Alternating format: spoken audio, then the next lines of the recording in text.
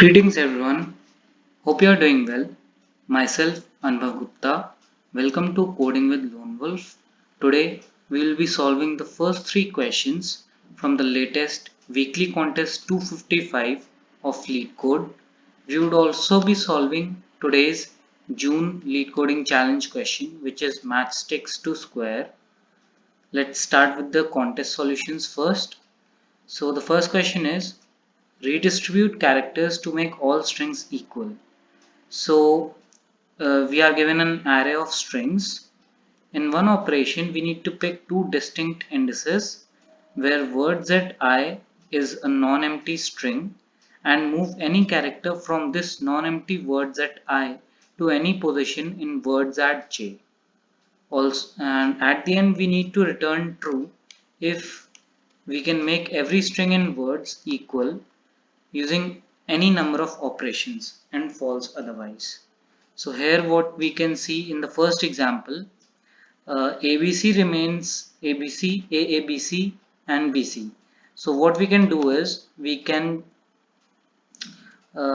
yeah, so we can choose the first character A in words at 1 and we can move it to the beginning of words at 2, and so all of the three strings would become ABC, and hence we have accomplished our task, so we return true. On the other hand, in example 2, there is no way possible with which we can convert both the strings to a similar one. So what the observation we can make is, for each character we can transfer any character from any string to any character to any other string. Yeah, we can do so, and this is basically the definition of operation. And what we needed to basically check is the overall frequency of any character. For suppose let's pick the character A, the overall frequency of any character in all of the strings. So here it is 1 2 3.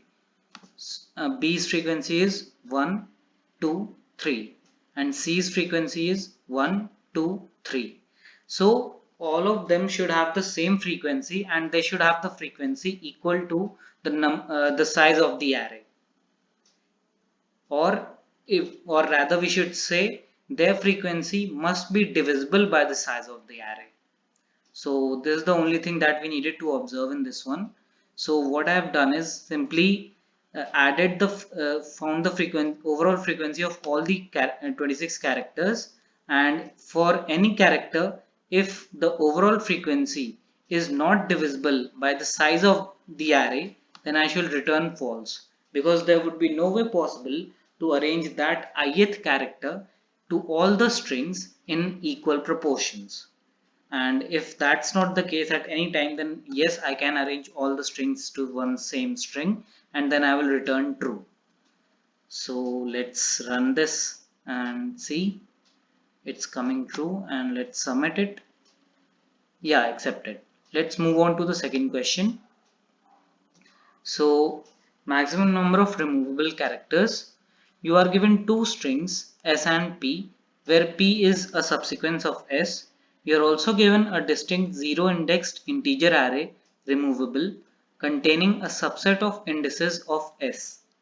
Okay, removable is containing a subset of indices of S. Okay, and you want to choose an integer k which is less than or equals to the removable dot length, such that after removing k characters from S using the first k indices in removable, P is still a subsequence of S.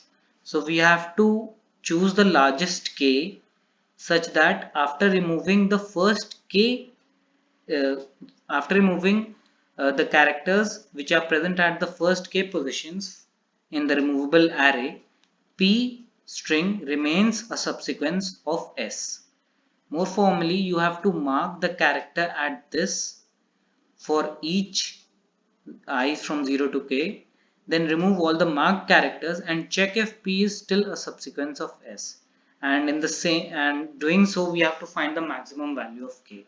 And here's a definition of a sequence. So it's a new string generated from the original string with some characters deleted without changing the relative order of the remaining characters. So we can see that AB is a subsequence of this string, and a removable array is there. So what we can see is the answer is 2, because after removing the characters at index 3 and 1, so third character at index 3 is 0, 1, 2, 3. So A, if we remove this A and we remove this B, we remove this A and we remove this B. Let's take it on the whiteboard.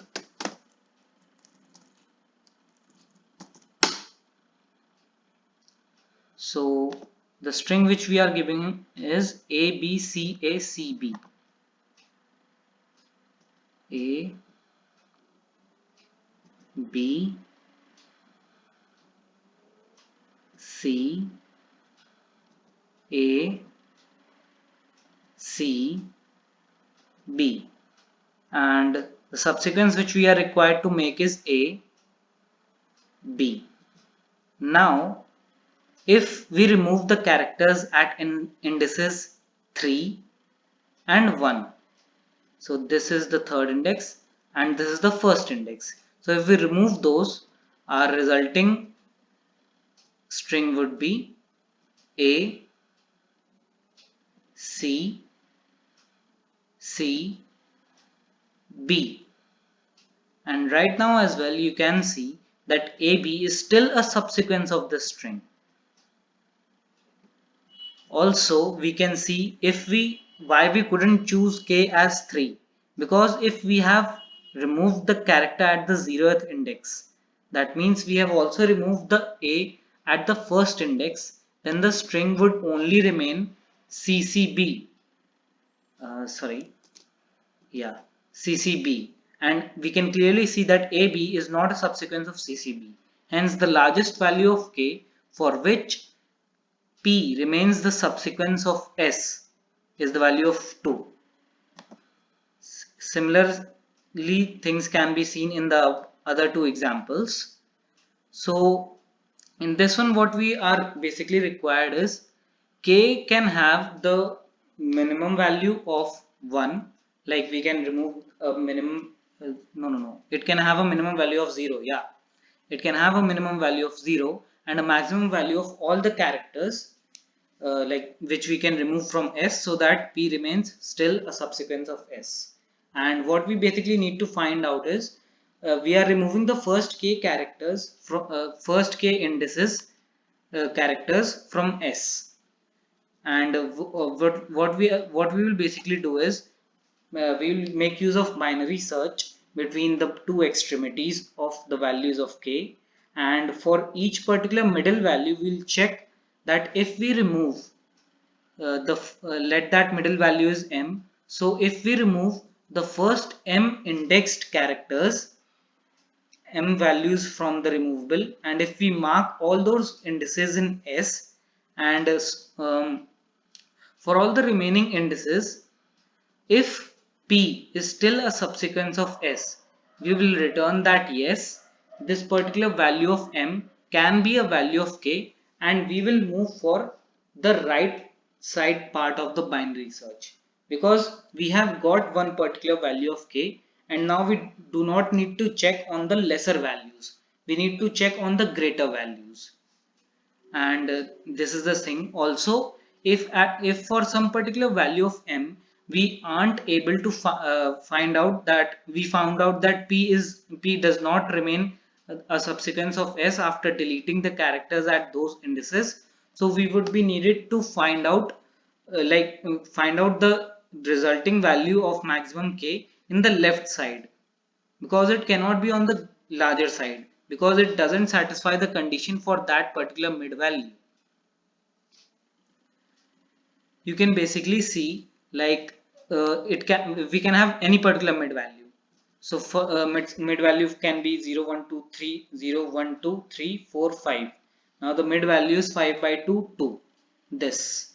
So if at any point we find out that yeah, after deleting these many characters from the front, if we are unable to make P as a subsequence of S, we are obliged to find out the result in the left hand side region, from 1 to m minus 1 rather than the right side region, because that cannot be the case.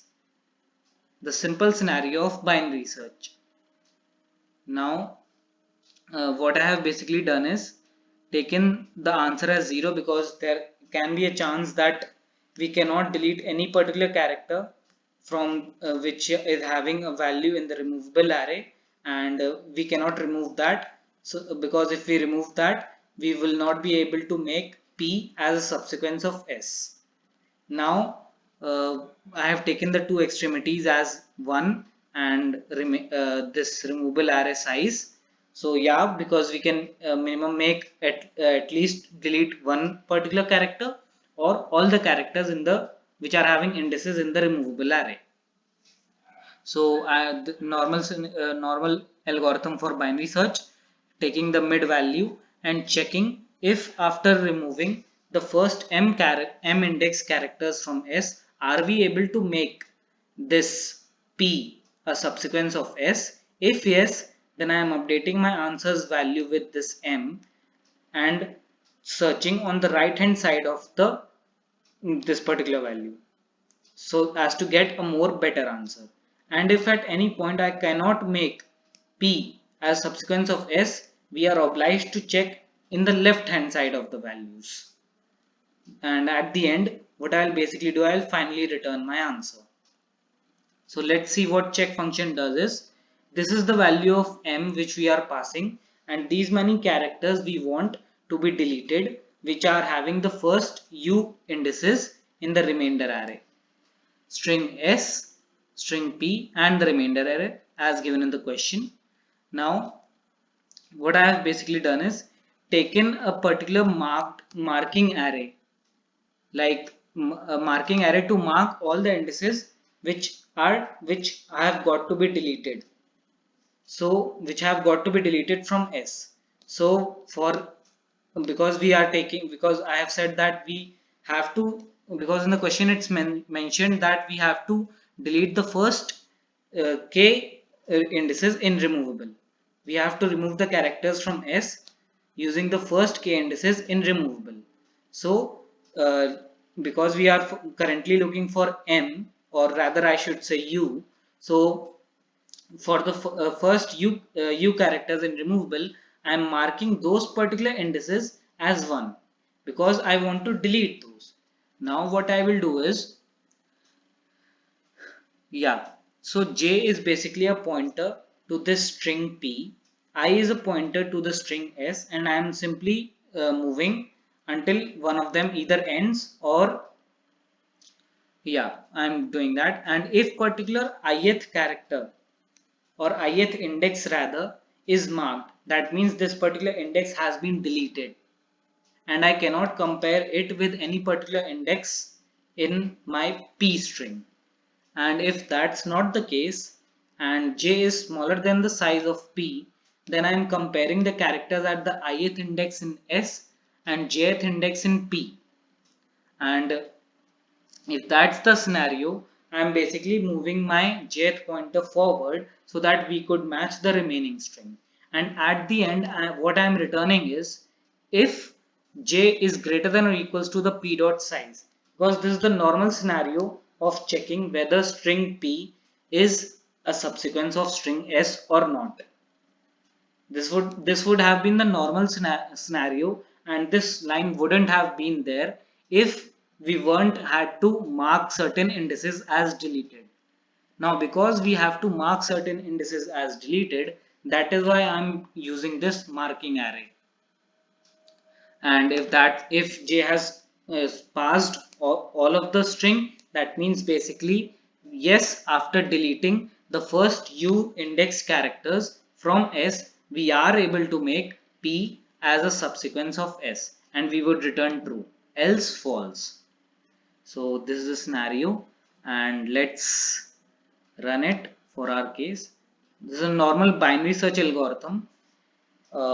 It might be hard to think at the first point, but if you look at the algorithm in a go and think about it using the example test cases or taking test cases of your own, you might be able to grasp the things.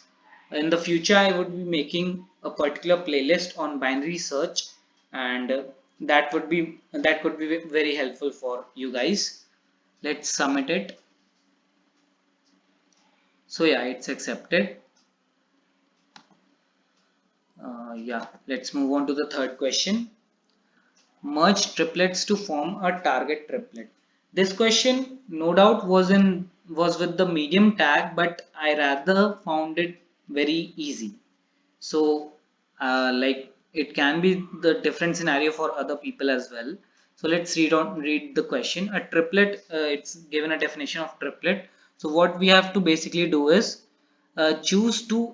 We are given an array of triplets, and we have to choose two indices I and j, distinct indices, and update triplet at j to become the value. All of the three elements in the triplet should take the maximum values of the ith and jth triplet corresponding elements. Like like the ith triplet is 253 and jth triplet is 175. So the jth triplet after this operation should become maximum of 2, 5, maximum of 5, 7, and maximum of 3, 5. That is basically 275. Now we have to return true if it's possible to obtain the target triplet as an element of triplets, or false otherwise. So let's see the first example: 253, 184 and 175. So what we can basically do is, in the target we want 2, 7 and 5. So if we choose I as 0 and j as 2, and we basically merge them, so the resulting triplet would be 2, 1 maximum is 2, 5, 7 maximum is 7, and 3, 5 maximum is 5. So we have found our target triplet and we can find it, so we should return true. And in this example 2, 1 3 4 2 5 8, and we are required to found the target triplet 258. Target triplet 258 is already present, so we don't have to do anything, and we will simply return true. So in the example 4, we can see that 3 4 5 and 4 5 6 are there, and the target triplet is 3 2 5.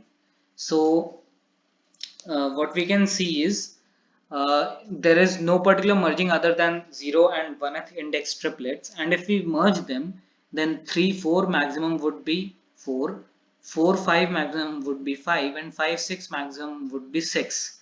As we can truly see that this particular formed triplet won't be equal to the target triplet, hence we cannot form the target triplet and we return false. So there was not much in this question. What we basically required to see is, if any corresponding element in the triplet, let's take any particular ith triplet. So if any particular corresponding element in the ith triplet is greater than the corresponding element then in the target, then we cannot choose that triplet for merging with any other triplet, because in that case, if even it doesn't matter the jth triplet is having corresponding element smaller or greater, the resulting corresponding element at this particular position would be greater than the corresponding element in the target. So what I am basically saying is, let's move on to the whiteboard and clear all this. So let's say 3 4 5, target is 3 to 5, target is 3 to 5, and we have got 3 4 5 and 4 5 6, 3 4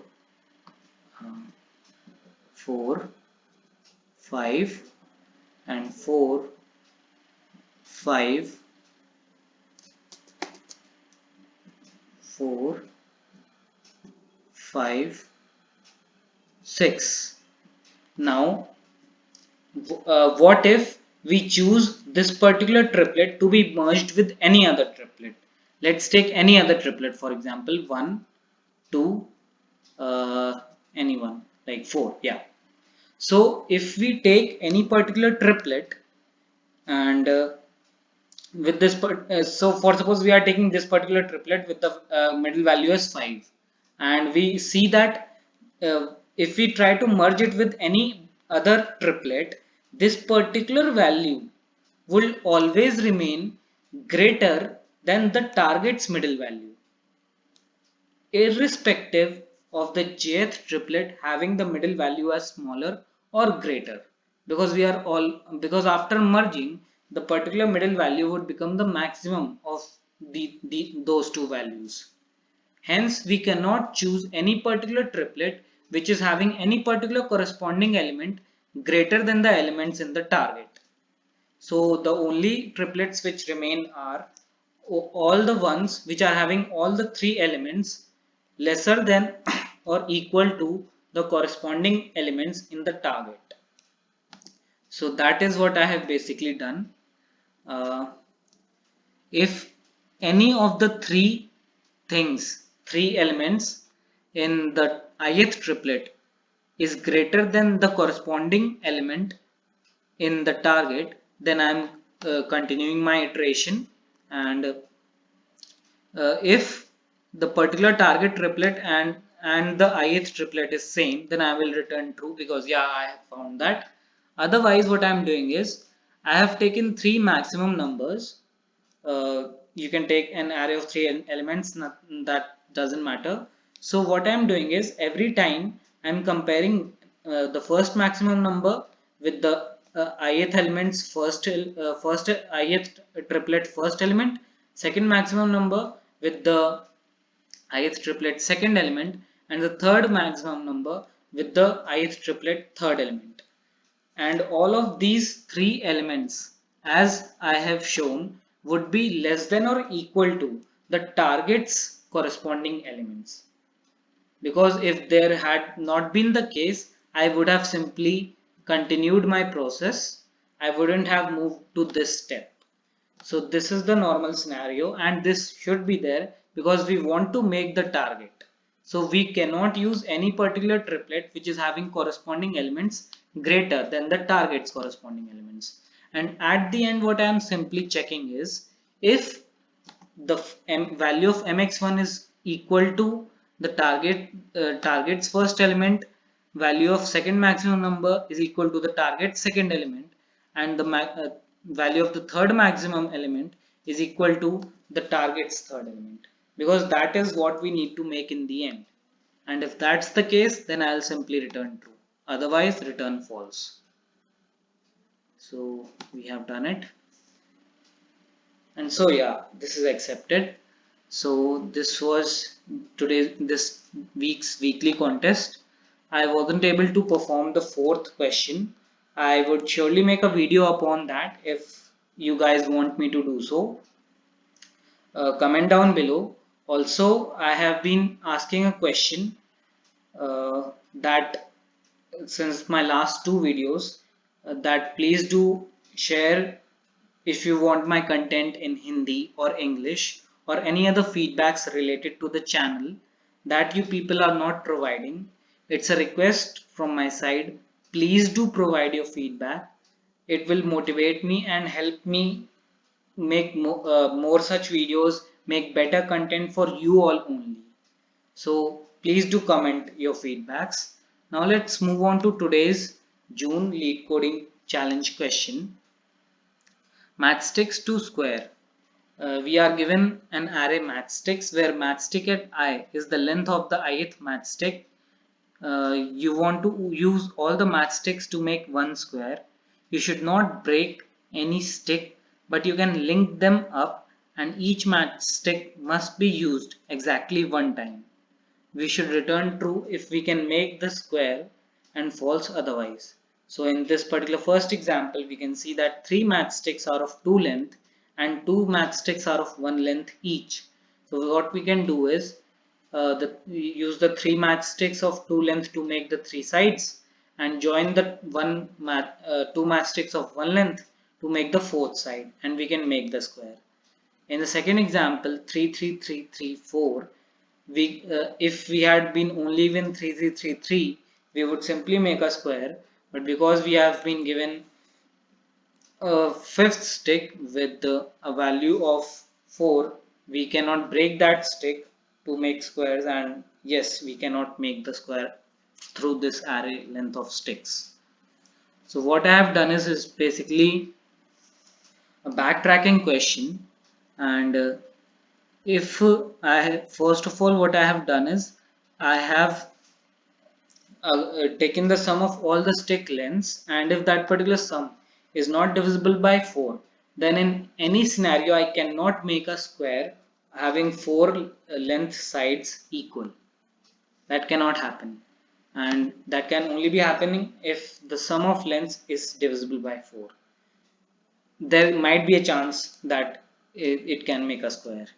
So I have taken length as s by 4 and taken a side array of 4 length, which basically represents the 4 sides of the square, and I'm returning the DFS function, sending them for this nums side array and 0. 0 is basically the starting point, and if at any time the all the lengths of the 4 sides are satisfied and they become equal to 0 at simultaneous point, then I will return true that yes, I can make a square with four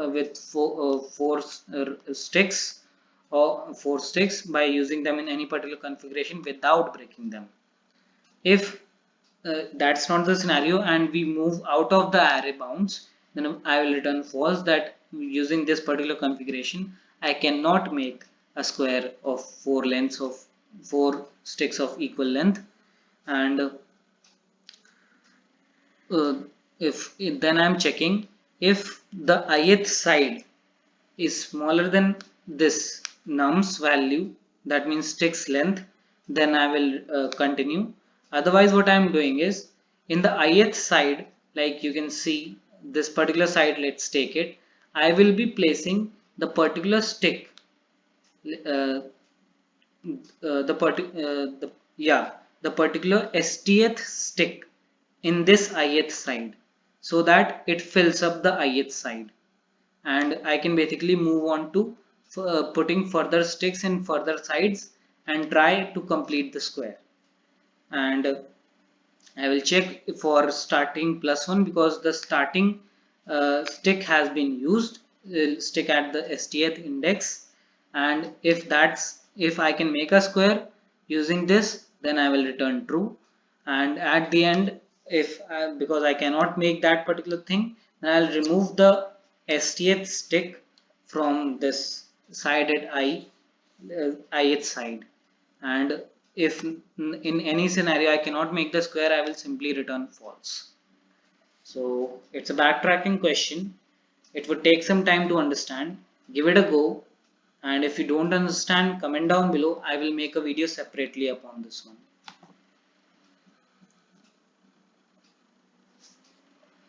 So it's true, and let's submit it. So yeah, it's accepted. If any of these questions you weren't able to like understand, so you can basically share with me in the comment box. Also you can share with me the particular answer of the question, that is how is my content, and should I continue in the same tone, in the same language, are there some barriers or something like that. Please do share those things in the comment box.